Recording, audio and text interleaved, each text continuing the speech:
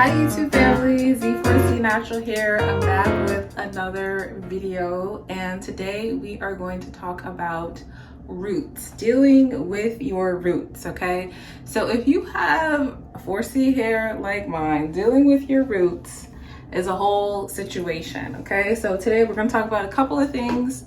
We're going to talk about stretching your roots, dealing with matted roots, and softening your roots. Okay, so let's get right into it. So first, flattening / stretching your roots. Okay, so if you have 4C hair, your hair is extremely coily, extremely tightly patterned, and it's a little bit more difficult for you to stretch your roots than other types. And the longer your hair gets, you're going to start to see more of a difference between your roots and the ends of your hair. So for me, like right now, I haven't straightened my hair with a flat iron anyway. I've used the red hair, but I haven't straightened my hair with a flat iron for over a year. So there's a very noticeable difference between my roots and the rest of my hair. Okay, everything that you do to your hair, you know, you're slightly damaging it in some way when you flat iron your hair, when you blow dry it, even daily management. So like over time, your hair loses protein, and it it doesn't have the same integrity that it does as it comes out your root. So for a lot of people, you're gonna find your roots are just difficult to deal with. Okay, but stretching them. How do I stretch my roots? My favorite way to stretch my roots is actually braiding it while it's wet. So if you've been watching my channel, you know that I like to do braid outs. One of the things I like about this is that it really gives a really good stretch without too much manipulation and without heat. Now it's not maximum stretch, so right now I'm wearing a braid out. It's not maximum stretch, but it's pretty good, and it does a pretty good job of getting my roots flat. So the key with this is doing it while it's wet. So after you wash your hair, you've applied your leave-in conditioner, you've applied an oil, and you're braiding your hair. You want to pull it tautly, not super tight, but just enough. And that's going, and as you braid it, and then that's going to help stretch your hair, and it kind of stays that way as it dries. So that's one of my favorite ways to stretch my roots. Another technique you can do, it's still braiding your hair while it's wet, but you can also band your roots. So sometimes if I really want to stretch it more, I'll add either a rubber band or an elastic tie that doesn't have the metal clip in it around each braid, and I'll insert a picture of that, and that's going to really help it to stay very, very flat. So that I feel like it does do a good job of stretching my roots, but I feel like it's also probably a little bit more damaging than if I just let it dry in a regular braid. So I save that for if I'm doing like a special style where I really want my roots to be a little bit more straight. So I don't do that one too often. If you have thicker hair, maybe that's less of an issue for you, but I do have very fine hair and it's prone to breakage. So that's something I use sometimes, but not too much.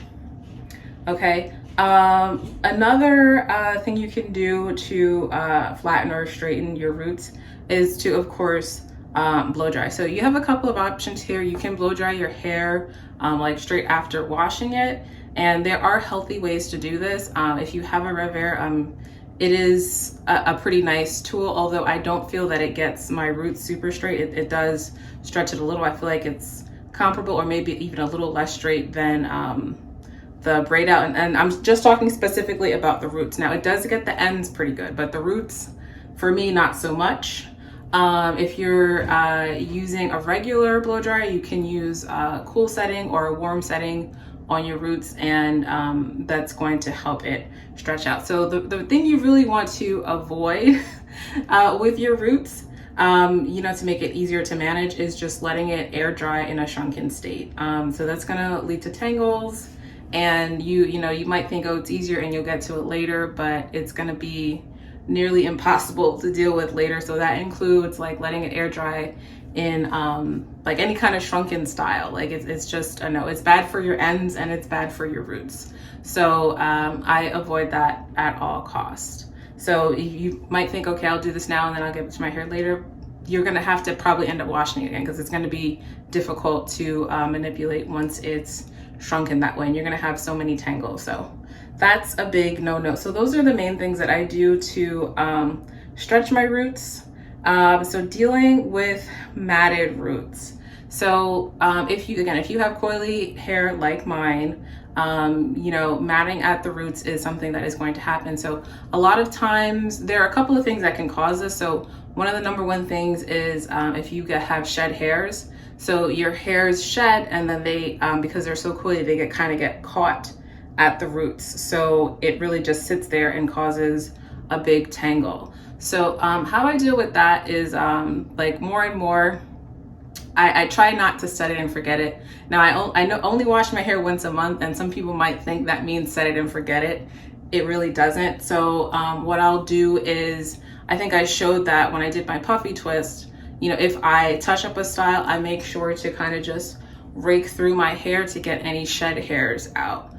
So that's really key. And even with my braid outs, now I do touch them up more than I used to, just because that helps with the shed hair. And I think my hair does like, you know, that mid-month re-moisturizing. So again, so I'll just rake through it lightly just to make sure I get any shed hairs out. And then I'll add a leave-in to re-moisturize it, and an oil on top of it, and then braid it again, leave it for a couple of days, and unbraid. So I've been doing that more and more, and I think my hair really likes that. And even when I go the whole month without touching it up, I'm adding oil and like still like lightly raking my hair. So I don't let the shed hair build up for the entire month. Like if you do that, you're gonna have a lot of tangles and you're gonna get more hair loss than you need to.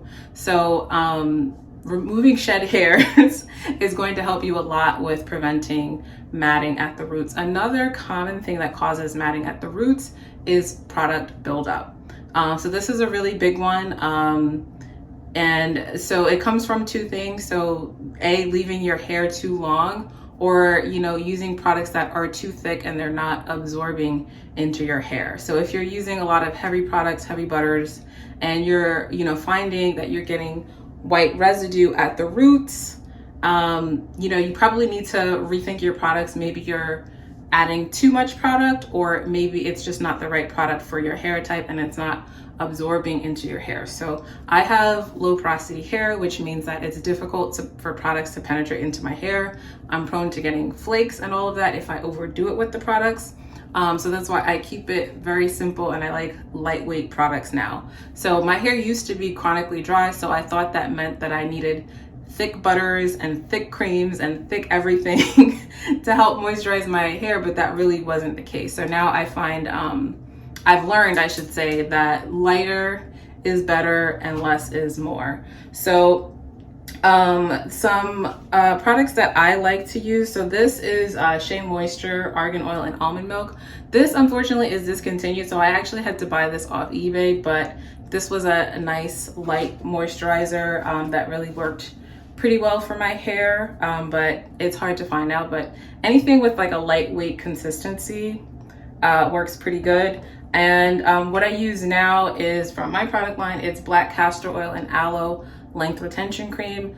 So again, this is a light product that really moisturizes my hair really well. I love it. That's why I put it out. I would not put this out in the world if I didn't think that it was great. So this is another lightweight option for you to help keep your roots moisturized and not matted. So another thing is consistent oiling. So oil does break up dirt. So, you know, if you have watched any of my videos, you know, I'm very big on oiling.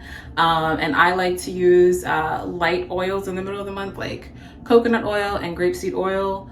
I've also tried jojoba oil, but I like coconut and grapeseed better. New oil that I'm trying out is Walnut oil, which I really do like a lot, but I like to use lightweight oils in between, and that is actually going to help break down some of the dirt and like keep it from building up on your hair. So oiling your hair is also going to actually help prevent matting. So if you have a protective style in, especially something with weave, you know, a lot of times you get that block of buildup at the roots. If you oil your hair on a consistent basis, you're gonna find that you don't have that as much, because oil actually, it'll break it up. So just like, you know, you can use oil to take off your makeup, it'll break down the makeup, it'll do the same to the product buildup. So if you're protective styling with weave, it's a good idea to use oil to help your roots not get that buildup, which causes matting and tangles and makes your roots very difficult to deal with. And so we kind of talked about moisturizing the roots also. So again, because your roots are your newest, healthiest part of your hair, it is going to feel, I feel like, you know, it's extra nappy. I don't know how else to say. My roots get really, really nappy. So I already told you the products that I like to use to keep my roots moisturized. I like stick to lightweight products. And I told you the two that I like. I like the Shea Moisture, Argan Oil and Almond Milk, and Coily and Curly Black Castor Oil and Aloe Length Retention Cream. Another thing that you can do if you're having a hard time finding products, or if those are not easily accessible to you, if you have a conditioner that you like, you can just dilute it with water. I would say maybe like 40% water, just dilute it and maybe add a little bit of oil, shake it up, and that should make a lightweight, you know, leave-in that you can use on your hair. So that should help soften up your roots. So those are my tips.